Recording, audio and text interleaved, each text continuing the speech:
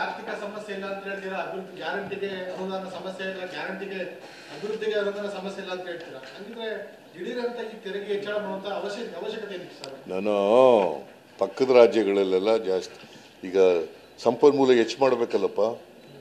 ಸಂಪನ್ಮೂಲ ಇಲ್ದೇನೆ ಅಭಿವೃದ್ಧಿ ಮಾಡೋಕ್ಕಾಗತ್ತಾ?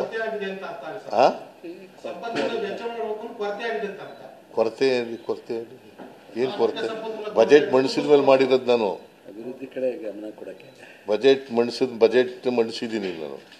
3,72,000 ಕೋಟಿ ರೂಪಾಯಿಗೆ ಬಜೆಟ್ ಮಂಡಿಸಿದ್ದೀನಿ. ಹಾಗೆ ಇಚ್ಛೆ ಮಾಡಿಲ್ಲ.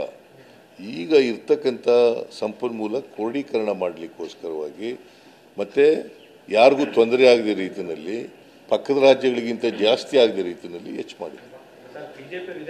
ಇದು ನಮಗೆ ಸಂಬಳ ಕೊಡೋಕ್ಕೆ ದುಡ್ಡಿಲ್ಲ ಅಂತೆಲ್ಲ ಮಾಡಿರೋದು, ಅಥವಾ ಗ್ಯಾರಂಟಿ ಯೋಜನೆಗಳಿಗೆ ದುಡ್ಡಿಲ್ಲ ಅಂತೆಲ್ಲ ಮಾಡಿರೋದು ಗೊತ್ತ. ನಾಗಂತೇಳಿ ಕರ್ನಾಟಕ ಏನು ತುಂಬಿ ತುಳುಕ್ತಾ ಇದೆ ಅಂತ. ಸುರೇಶ್ ಬಾಬು ಸಮಗ್ರ ಕೃಷಿ ಮಾಡಿ 365 ದಿನವೂ ಆದಾಯ ಗಳಿಸ್ತಿದ್ದಾರೆ.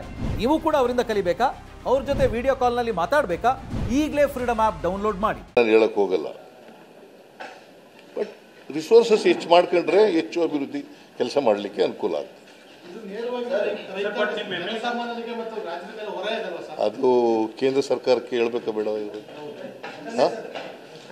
ಬಿಜೆಪಿಯವರು ಕೇಂದ್ರ ಸರ್ಕಾರಕ್ಕೆ 9 ರೂಪಾಯಿ 48 ಪೈಸೆ ಇದರಿಂದ 32 ರೂಪಾಯಿ 35 ಪೈಸೆ ಮಾಡಿದ್ರಲ್ಲ ಎಕ್ಸೈಸ್ ಡ್ಯೂಟಿನ ಬಿಜೆಪಿ ಮೇಲೆ. ಅದು ಹೇಳ್ಬೇಕಾ ಬೇಡ? ಹೇಳ್ಬೇಕು ಬೇಡನಪ್ಪ? 3 ರೂಪಾಯಿ 56 ಪೈಸೆ ಇದ್ದದನ್ನ 31 ರೂಪಾಯಿ 83 ಪೈಸೆ ಮಾಡಿದ್ರಲ್ಲ, ಆಗ ಹೇಳ್ಬೇಕಾ ಬೇಡ? 410 ರೂಪಾಯಿ ಇದ್ದದನ್ನ ಗ್ಯಾಸ್ ಬೆಲೆನ 805 ರೂಪಾಯಿ ಮಾಡಿದ್ರಲ್ಲ ಈಗ. ಆಗ ಹೊರೆಯಾಗ್ಲಿಲ್ಲ ಬಡವರಿಗೆ? ಆಗ ಹೊರೆಯಾಗ್ಲಿಲ್ಲ ಬಡವರಿಗೆ? ಹೋರಾಟ ಮಾಡಿದಿರಿ, ಪೆಟ್ರೋಲ್ ಬೆಲೆ ಇರ್ಬೋದು, ಗ್ಯಾಸ್ ಬೆಲೆ ಇರ್ಬೋದು, ಏರಿಕೆ ವಿರುದ್ಧ ಹೋರಾಟ ಮಾಡಿ ಅಧಿಕಾರಕ್ಕೆ ಬಂದಿರಾ. ನರೇಂದ್ರ ಮೋದಿ ಅವರು ಕೂಡ ಹೋರಾಟ ಮಾಡಿನೇ ಅಧಿಕಾರಕ್ಕೆ ಬಂದದ್ದು. ನರೇಂದ್ರ ಮೋದಿಯವರು ನಾನು ಬೆಲೆ ಇಳಿಸ್ತೀನಿ ಅಚ್ಛೇದಿ ನಾಯಕ. ನಾನು ಯಾರು ಹೇಳಿದವರು?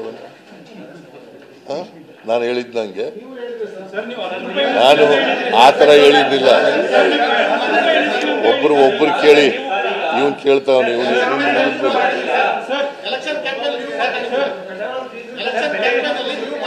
ಎಲೆಕ್ಷನ್ನಲ್ಲಿ ನಾವು ತೆರಿಗೆನೇ ಹಾಕಲ್ಲ ಅಂತ ಹೇಳಿಲ್ಲ.